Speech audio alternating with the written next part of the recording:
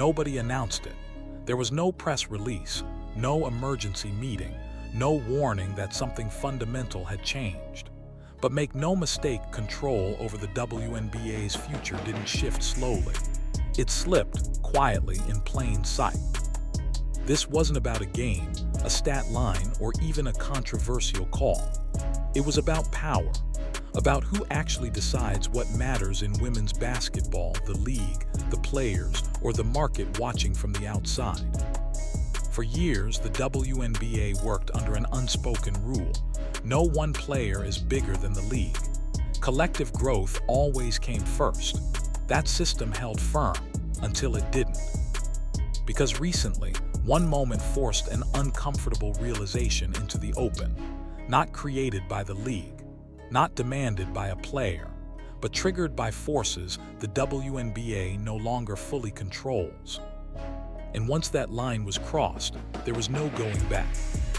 For most of its existence, the WNBA has operated under an unwritten rule that shaped everything behind the scenes. No matter how talented a player was, no matter how popular she became, the league itself always came first.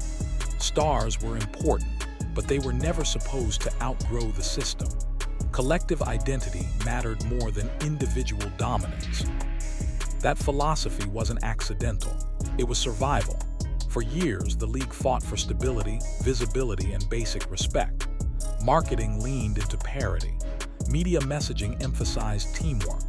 Even rivalries were framed carefully, so no single player became too powerful, too central, or too essential to the league's success. And for a long time, that balance worked. Attention was limited. Exposure was modest. No player pulled the league forward by herself. Growth happened slowly, evenly, and safely. Veterans carried the sport through lean years, often without the rewards that come with mainstream fame. That history created a strong internal culture, one built on shared struggle and earned respect.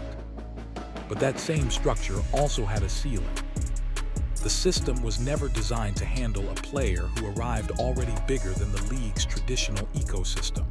Someone whose popularity didn't need to be nurtured, managed, or slowly built over time. Someone who brought their own audience, their own momentum, and their own economic gravity. That's where the tension begins. Because when a league prioritizes collective framing above all else, it struggles when the spotlight refuses to stay evenly distributed. And when that spotlight keeps following one player, regardless of messaging or intent, the rules start to bend. Caitlin Clark didn't break the system on purpose. She didn't challenge the league publicly. She didn't demand special treatment. But her arrival exposed something fragile. The WNBA had never prepared for a moment when market forces, not league decisions, would determine who mattered most. Fans noticed before executives did. Every time coverage leaned away from her impact, every time moments felt minimized or reframed, every time the conversation shifted toward balance instead of momentum. To some, it looked like fairness. To others, it felt like resistance. And that's the uncomfortable truth. The league wasn't resisting Clark herself. It was resisting what she represented, a future where the old rules no longer apply. A future where one player's gravity could quietly overpower a system built to keep everyone equal. But once that tension exists, it doesn't fade. It builds. And what happened next made it impossible to ignore. At first, the shift didn't look dramatic. It didn't come with headlines or announcements. It showed up in small moments that were easy to explain away if you wanted to. A tougher defensive assignment, a whistle that didn't come, a post-game quote that felt carefully measured. Individually, none of it meant much. But together, it started to feel different. Caitlin Clark entered the league with a level of attention that most players never experience at any point in their careers. Her college games pulled massive ratings. Arenas sold out when she was on the schedule. Cameras followed her constantly. And that attention didn't just amplify her presence, it disrupted the environment around her. In professional sports, attention is a form of power. It shapes narratives, it influences coverage, and whether people admit it or not, it changes behavior. When one player becomes the focal point, everyone else has to adjust. Some welcomed it, others didn't. Veterans who had spent years carrying the league through quieter seasons suddenly found themselves sharing space with a rookie who brought a spotlight they never had access to. Not because they lacked talent, not because they didn't deserve it, but because timing matters, and Clark arrived at a moment when the infrastructure was finally ready for a star to explode. That kind of imbalance creates friction. Fans started noticing patterns. Physical play against Clark that seemed to cross an invisible line. Defenses keyed in with extra intensity. Officiating decisions that sparked debate online. Clips circulated. Comparisons were made. Questions followed. Were these just growing pains? Or was something deeper happening? Officially, everything had an explanation. Welcome to the league, adjusting to the physicality, learning how the game is called, reasonable answers until they kept repeating. And when explanations repeat too often, they stop sounding reassuring. What made it more complicated was silence. Players avoided direct comments. Analysts spoke carefully. The league didn't address the growing conversation head-on. And silence, intentional or not, created space for speculation to grow. Some fans believed Clark was being tested. Others believed the league was trying to keep things balanced. Reports claimed there was no issue at all. But perception matters. And once fans feel like something isn't being acknowledged, trust starts to erode. The tension wasn't loud yet. It didn't need to be. It lived in tone, body language, and moments that felt just slightly off. Enough to raise eyebrows, enough to keep people watching closely. Because when attention turns into disruption, the system always reacts. The only question is how far it's willing to go before admitting something has changed. And that question became impossible to avoid once the conversation left the court entirely. What made the situation harder to ignore wasn't a single foul, play, or headline. It was what didn't happen afterward. No clear statement. No firm clarification. No effort to reset the narrative. As clips spread and debates intensified, many expected someone, a coach, a league official, a veteran voice to step in and calm the noise. Instead, the response was careful, limited, and often indirect. Questions were answered without being answered. Concerns were acknowledged without being addressed. And fans noticed. In modern sports culture, silence isn't neutral, it's interpreted. When an issue is discussed everywhere except by the people with authority, it creates a vacuum, and that vacuum gets filled fast. Analysts began reading between the lines. Social media broke every moment down frame by frame. Even neutral plays were suddenly viewed through a different lens. Some fans believed the league was avoiding favoritism at all costs. Others felt the opposite, that the hesitation to act was quietly sending a message. Neither side had proof, but they didn't need it. The lack of clarity was enough to fuel both narratives at the same time. Players, meanwhile, stayed cautious. Post-game answers were short. Language was neutral. Nobody wanted to be the one who made it bigger than it needed to be. And in a league where respect and relationships matter deeply, that restraint made sense. But restraint also has consequences. Because when players don't speak openly, fans start speaking for them. Rumors began circulating that certain veterans were frustrated with how the spotlight was being handled. Some fans believed younger players felt pressure to either defend Clark or distance themselves from the conversation entirely. Reports claimed locker room dynamics were being quietly tested, not by conflict, but by expectation. Again, none of it was confirmed. But what was real was the emotional temperature shift. Games involving Clark carried a different energy. Crowds reacted louder. Contact drew sharper reactions. Officials found themselves under constant scrutiny, whether calls went for or against her. And through it all, the league maintained its measured tone. From the outside, it looked like control. From the inside, it may have been caution. But to viewers, it felt like avoidance. Because when something changes the balance of attention, pretending everything is normal doesn't restore stability. It delays the reckoning. And eventually, every delay catches up. The conversation wasn't just about Caitlin Clark anymore. It was about how the league handles visibility, power, and transition, about who gets protected, about who gets heard.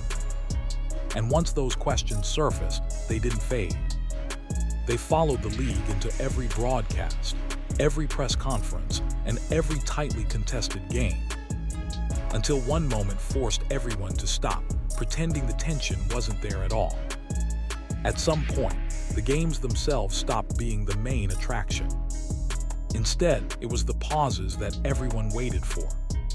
Every whistle felt heavier, every no call drew a reaction, and every replay was dissected as if it held some hidden meaning. What once passed as routine contact was now instantly controversial, not because the rules had changed, but because the stakes around perception had. Officials were suddenly under a microscope. Fans tracked foul counts in real time. Comment sections filled with side-by-side clips from different games, different players, different outcomes. Some argued Clark was being targeted physically. Others claimed she was receiving protection others never got. Both sides used evidence. Both sides felt certain. And that's what made it combustible. Referees don't control narratives, but they can accidentally ignite them. A delayed whistle here, a swallowed call there. In isolation, they meant nothing. Together, they formed a pattern, or at least something that looked like one. Broadcasters tried to keep the focus on basketball, but even they couldn't avoid it forever. When commentators start choosing words carefully, viewers sense it. When replays linger a second longer than usual, people read into it. When analysts hedge instead of committing, speculation fills the gap. The league insisted consistency was the priority.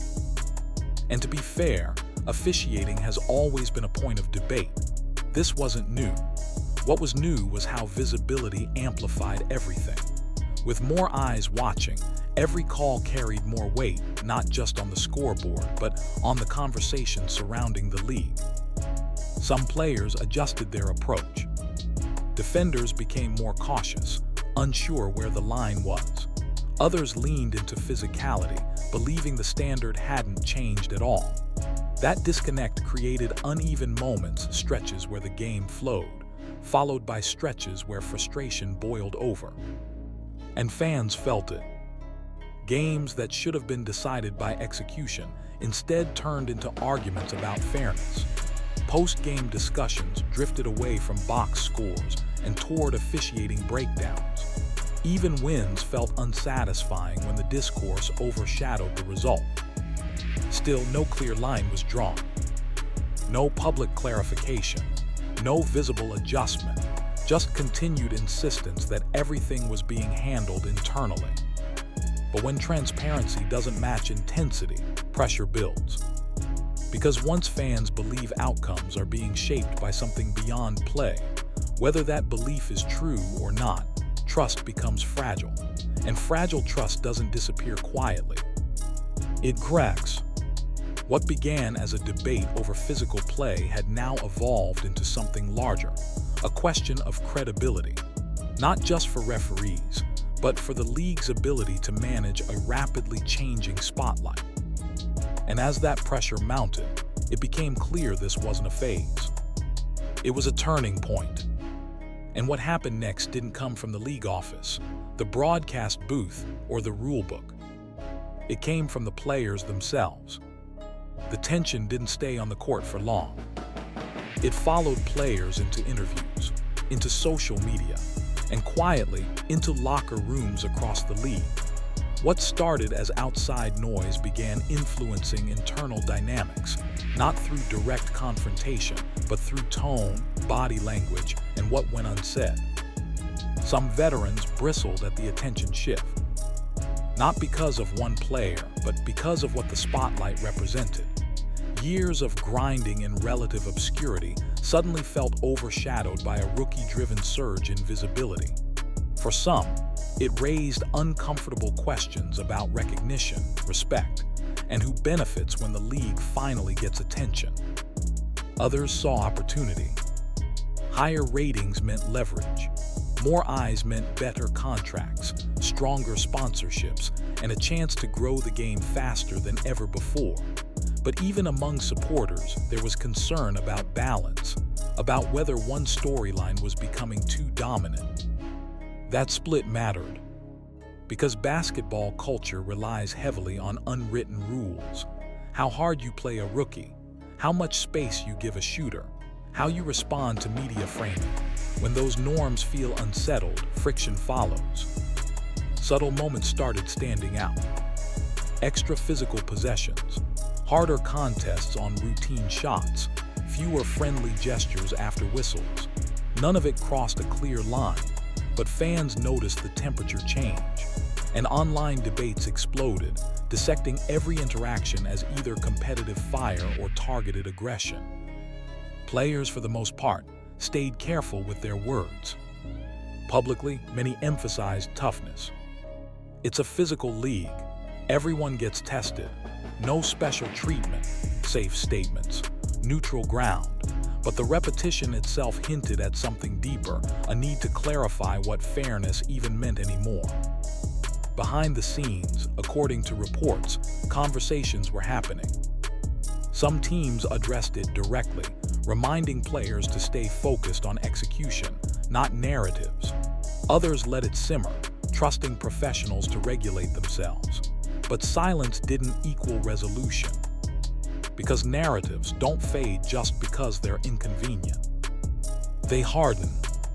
Fans aligned themselves into camps, rookie defenders, veteran loyalists, neutral observers just wanting clean basketball. Each group watched games through a different lens, interpreting the same play in completely different ways. And that divergence changed how the league was consumed. Instead of asking who played better, the question became why something happened. Intent was debated more than outcome, motivation more than mechanics. The game was still there, but it was being filtered through suspicion. For the league, this was unfamiliar territory. Growth usually brings unity. This time it brought contrast. And as the season moved forward, one thing became impossible to ignore. The divide wasn't about one player or one call. It was about identity. What kind of league was this becoming? And who gets to define it? That question wouldn't be answered in a press conference. It would be answered the next time emotions boiled over in plain sight, when restraint finally gave way to reaction. Then the officials entered the conversation. Not intentionally, but inevitably. As attention intensified, every whistle carried more weight. Fouls that once passed without comment were suddenly slowed down, clipped, replayed, and argued across timelines. Fans weren't just watching possessions anymore. They were watching decisions. And that changed everything. Some games felt tighter, others felt strangely loose. Physical play was allowed one night and penalized the next. To longtime viewers, inconsistency wasn't new, but now it was magnified under a microscope fueled by record-breaking attention. That inconsistency sparked backlash. Supporters of rising stars questioned why obvious contact went uncalled. Veteran loyalists pushed back, arguing that toughness had always been part of the league. Neutral fans just wanted clarity. What exactly was the standard now? The problem wasn't just the calls. It was the silence afterward. Referees rarely explain judgment in real time, and the league traditionally avoids public critique of officiating. That approach worked when scrutiny was lighter, but with millions of new eyes watching closely, the lack of transparency felt louder than any missed call. Online breakdowns took over. Frame-by-frame clips circulated within minutes. Analysts disagreed publicly. Former players weighed in cautiously. Some fans believed certain players were being targeted. Others argued the opposite, that attention was creating unrealistic expectations of protection. Nothing was proven, but perception didn't need proof to spread. What raised even more eyebrows was how games shifted after controversial moments. A missed call here, a quick whistle there. Momentum swings that felt abrupt. Fair or not, fans began associating outcomes with officiating rather than execution. That's a dangerous place for any league. Because once viewers believe results are influenced by inconsistency, trust starts to erode. And trust is the quiet foundation of sports entertainment. Without it, even great performances feel questioned. Players noticed too. Body language changed after whistles. Frustration lingered longer. Some stars stopped engaging with officials altogether. Others couldn't help themselves. Technical fouls crept in. Benches reacted faster. Coaches burned challenges earlier than usual. The game sped up emotionally, not strategically. And the league was now balancing two realities at once: unprecedented visibility and growing skepticism. Every decision was being read not just as a rule enforcement, but as a message. Who gets freedom? Who gets punished? Who absorbs contact and who draws it? Those questions weren't written into the rulebook, but fans were asking them anyway. And as the pressure mounted, one thing became clear: the whistle wasn't just shaping games anymore. It was shaping narratives.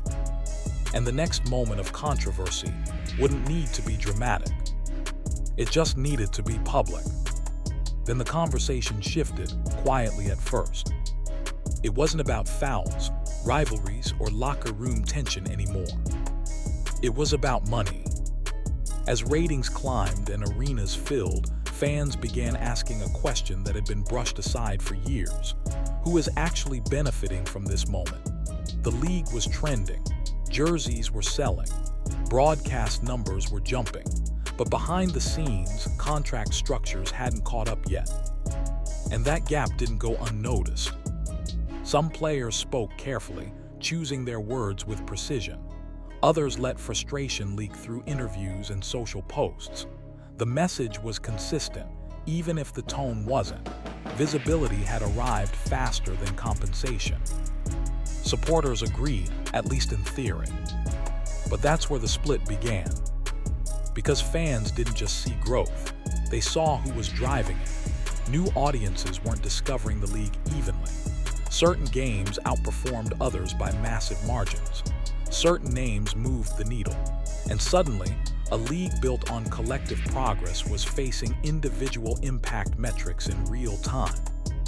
That created discomfort.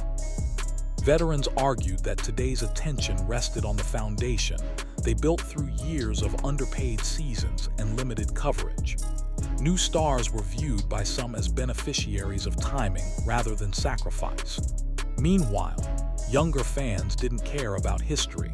They cared about what they were watching right now. Both sides had a point, but the league structure wasn't designed for that debate. Revenue sharing, max contracts, and cap limits meant that even the most visible players couldn't fully capitalize on their market pull within the system. Endorsements filled part of the gap, but not evenly. Market size mattered. Media narratives mattered. Personality mattered. And that created quiet resentment. Not always spoken, not always intentional, but felt. Some fans accused players of complaining during success. Others pushed back, pointing out that growth without fair distribution isn't progress, it's delay. Social media turned every statement into a side, every quote into a screenshot. What made it worse was timing. Negotiations, league decisions, and public pressure all collided at once. There was no slow transition, no adjustment period, just sudden spotlight and unresolved systems underneath it. That's when people realized this wasn't just a basketball conversation anymore. It was a labor conversation, a visibility conversation, a value conversation. And those are never clean. Because once money enters the narrative, intent gets questioned, motivations get doubted, and even genuine concerns can sound strategic to the wrong audience. The league didn't create this tension on purpose, but it was standing in the middle of it now. And with every sold-out game and viral clip, the pressure only grew louder. Because the question wasn't whether women's basketball had arrived. It was whether the system was ready for what came with it. That's when trust became the real issue. Not between fans and players, but inside the league itself. As negotiations stretched on, reports claimed frustration wasn't just about numbers. It was about timing, decisions that felt delayed, communication that felt vague, and a growing sense among some players that momentum was being managed instead of matched. To the league's leadership, caution made sense. Growth spikes don't always last. Locking into long-term commitments too quickly can backfire. Stability matters when building something meant to last decades, not just seasons. But to players living the moment, that caution felt like hesitation. And hesitation in a spotlight this bright reads like doubt. Some fans noticed how carefully statements were worded. Others questioned why certain policies seemed frozen while interest was accelerating. Rumors suggested internal disagreements over how fast the league should move, not whether growth was real, but how permanent it would be. Those rumors were never confirmed, but perception did the work anyway. Players weren't just negotiating contracts, they were negotiating belief that the league trusted what it was seeing, belief that this surge wasn't being treated as a fluke, belief that those on the court were being heard, not just thanked. That tension showed up in small moments. Careful pauses in interviews, measured smiles, answers that sounded supportive but not satisfied. Even silence became a signal, and fans filled in the blanks. At the same time, league officials faced pressure from another direction. Owners wanted sustainability, partners wanted clarity, media wanted certainty. Everyone wanted reassurance, but no one agreed on the timeline. And that's where power dynamics shifted. Because when attention explodes overnight, leverage changes. Players feel it, fans sense it, and institutions feel threatened by it, even when they support it. Some believe this moment forced conversations that were always coming, just earlier than expected. Others think the league missed a chance to ride the wave more boldly. Both perspectives exist at the same time. What's clear is that the league wasn't broken, but it was stretched. Stretched between old frameworks and new realities, between collective progress and individual impact, between protecting the future and honoring the present. And that's a difficult place to stand, because every decision now carries weight, every delay gets interpreted, every compromise gets scrutinized. The spotlight doesn't wait for alignment. It exposes misalignment. And as the season moved forward, one thing became impossible to ignore. Whatever happens next won't just shape contracts or calendars. It will shape trust. And once trust enters the conversation, the stakes change completely.